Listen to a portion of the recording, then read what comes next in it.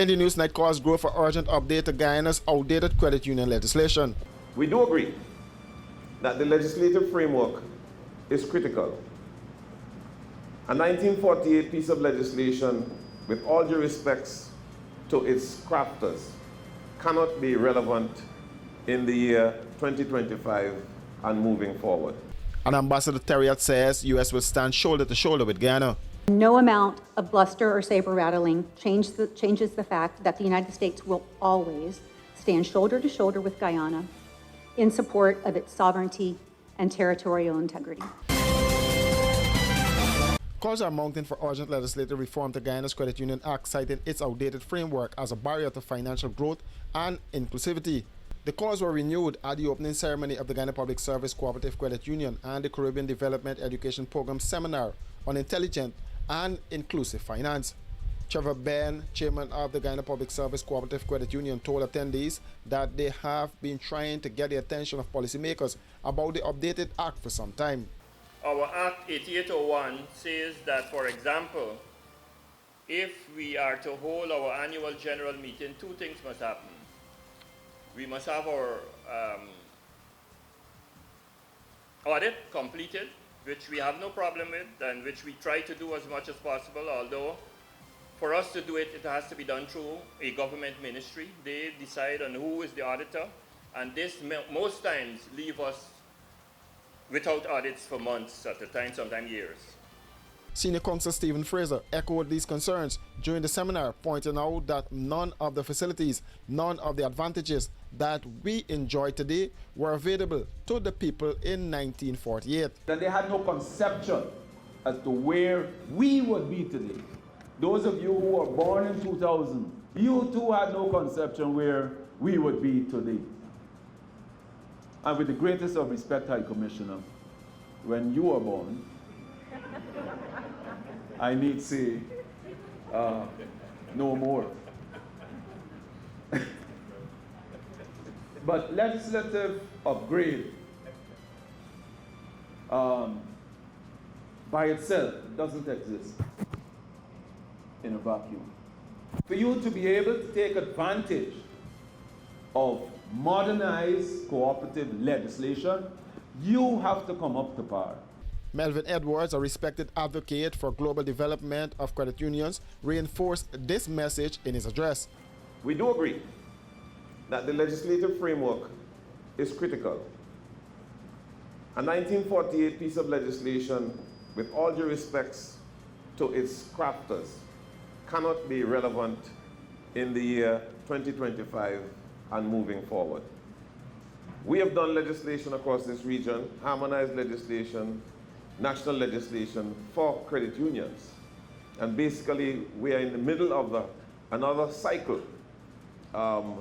We just had Anguilla passed it, Grenada is about to pass shortly, and basically, what the movement should do, if I may advise, rather than wait on the commissioner or the government to hand you a piece of legislation, a proactive board will hire the necessary expertise to craft the legislation which is enabling for the movement and take it to the government for its consideration. That is where the lobby and the advocacy has worked across the rest of this region. Delivering the keynote address, Jean Kamanu, United Nations Resident Coordinator to Guyana, emphasized that without a modern legislative framework, the credit union movement in Guyana will not be able to grow. The United Nations would welcome further discussions on how to strengthen financial cooperatives in the country and to address some of the pertinent issues that were highlighted by some of the previous speakers, especially on the legislative reform.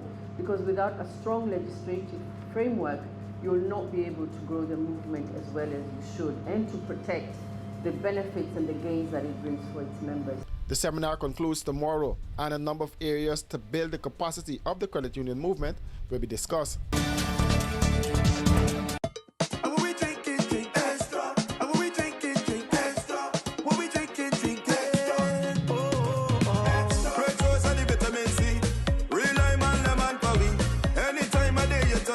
Extra lime, lemon, and you will agree.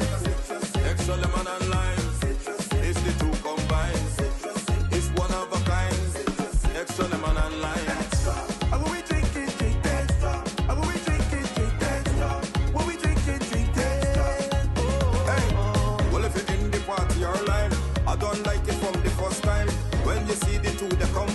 drink and taste, you will never decline. Extra lemon and lime, it's the two combined. It's one of a kind. Extra lemon and lime, extra lemon and lime. Taste the citrus in every sip.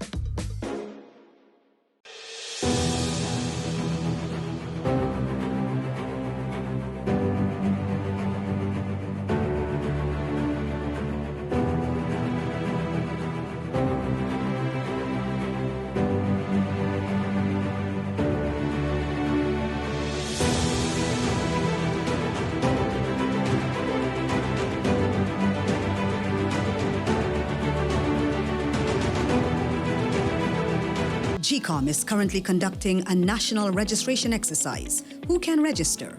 Anyone who will be 14 years or older by June 30, 2025 and is a Guyanese citizen by birth, descent, naturalization, or is a citizen from a Commonwealth country living in Guyana for 1 year or more. How to apply for registration?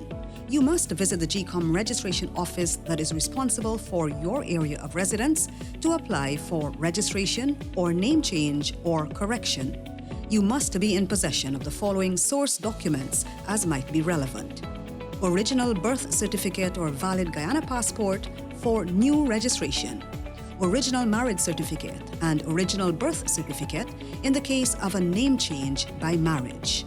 Original deed poll and original birth certificate in the case of a name change by deed poll. Original naturalization certificate and original birth certificate or valid passport in the case of naturalization.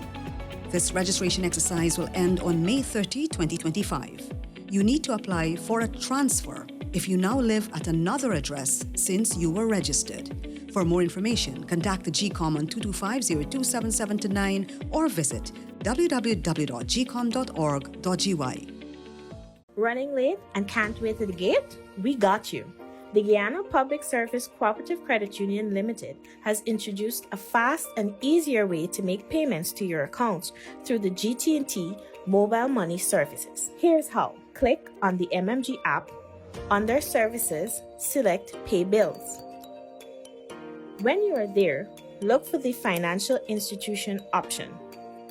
Once that is done, select Guyana Public Service Cooperative Credit Union Limited to pay your loan or make payments to your savings. Payments to the credit union made easier. GPSCCU, the credit union you can bank on.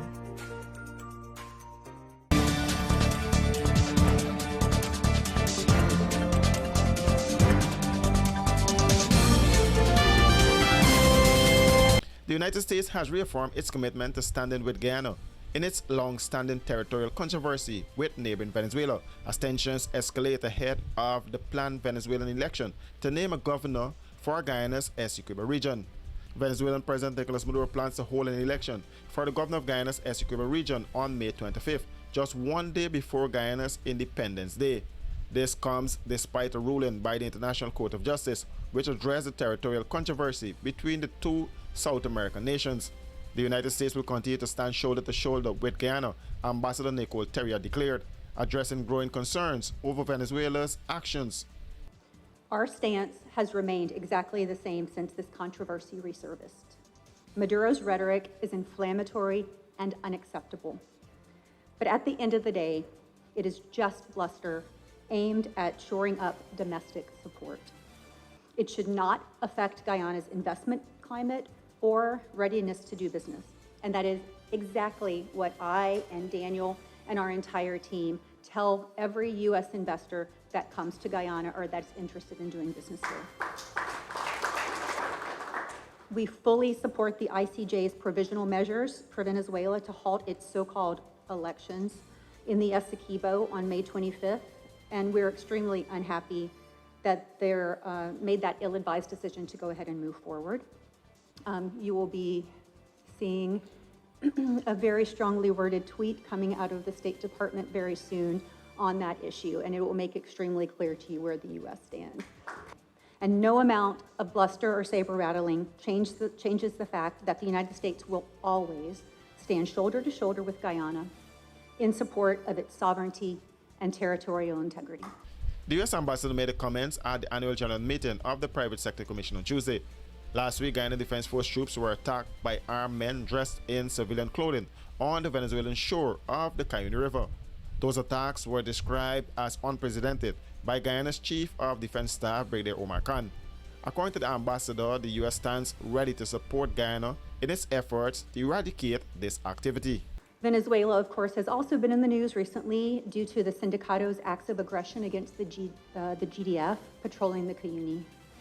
These are criminals engaging in criminal activity, and the United States stands ready to support the GDF in its effort to eradicate this activity along Guyana's frontier and to ensure the safety and security of Guyana's people. Guyana maintains that the 1899 arbitral award, which granted its sovereignty over Essequibo, is valid and binding, a position supported by the ICJ's ongoing proceedings. Washi. Hi people. Washing made so easy since I found Washi. Washing me use wash me clothes and I can say Washi soap powder wash clothes so nice. Washi soap powder leave your clothes color bright. Washi soap powder leave me clothes smelling nice, of course. So give thanks to Washi soap powder for doing my laundry right. Keep my clothes color bright. Have my clothes smelling nice for sure. I could not ask for more. Comes in lemon and original. It is a washing machine in a pack. Washi soap powder wash clothes so nice. Washi soap powder leave your clothes color bright. Washi soap powder have my clothes smelling nice, of course. Distributors located in the Stabrook Market. A Brazilian national operating a shop in Patara, Superuni Region 8 has been taken into custody, while a quantity of raw gold and $70 million in cash seized by officers attached to the Special Organized Crime Unit, SOCO. SOCO, in a statement released by the Corporate Communication Unit of the Guyana Police Force, set ranks during a major intelligence-led operation on Wednesday, arrested Osmel De Silva at his shop. During a search of the establishment, ranks confiscated a quantity of raw gold, equipment, documents, and more than $70 million in cash. Head of SOCO, Deputy Commissioner Fazal Karimbash, said the officers were able to disrupt an alleged illegal smuggling operation before the gold could have been moved across the border. This, Karimbash said, is the latest success in part of the continued efforts by law enforcement agencies to disrupt the illicit gold trade and safeguard Guyana's mineral resources. Wednesday operation, the Deputy Commissioner of Police said, reinforces the seriousness with which the national security agencies are responding to illegal mining and smuggling activities. According to Karimbash, this adds to the growing list of cases involving Brazilian nationals operating unlawfully within Guyana's gold mining regions. In 2 cases in March and April, several Brazilian nationals and a Cuban national were taken into custody and millions of dollars in cash and gold were seized. For these and other stories, do visit us at our website www.rdproductiongy.com.